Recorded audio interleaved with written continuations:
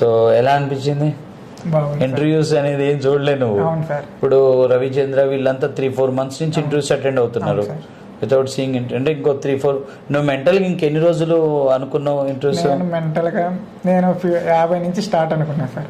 50 పడితే అనుకున్నా sir. 50 interviews? అవును సార్.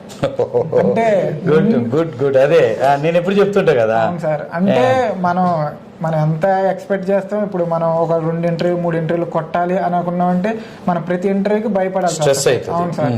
మనం ఏంది అంటే కౌంట్ కొంచెం పెంచుకొని వెళ్ళామంటే ఆ ప్రెజర్ అనేది తగ్గిపోతుంది. ఫైనల్లీ సెకండ్ ఇంటర్వ్యూలో you got job. Lucky. So అంటే ఒక 3-4 months పడుతుంది అనుకున్నా సార్. అనుకున్నా ఎర్లీ. అంటే నాకంటే ముందు కొంతమంది నాతో పాటు జాయిన్ అయిన ఇంటర్ బ్యాచ్ లో జాయిన్ అయ్యారు సార్.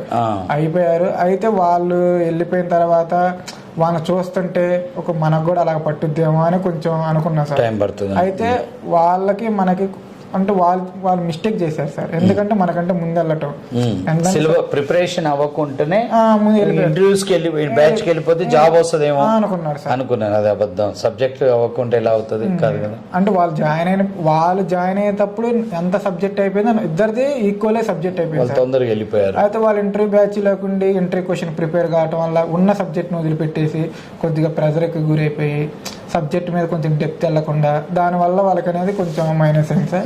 నాకు అనేది అంటే నేనేది మళ్ళీ కాన్సెప్ట్లు ఏ అర్థం కాలేదు రాసుకొని మళ్ళీ దాన్ని రిపీట్ చేయటం. నువ్వు తెలుగు మీడియంతో ఒక్కొక్క టాపిక్ ని ప్రిపేర్ అయ్యేటప్పుడు ఎన్నిసార్లు రివిజన్ చేసేవాడు? నేను టాపిక్ సార్ ఫస్ట్ ఒకసారి వెళ్తా సార్.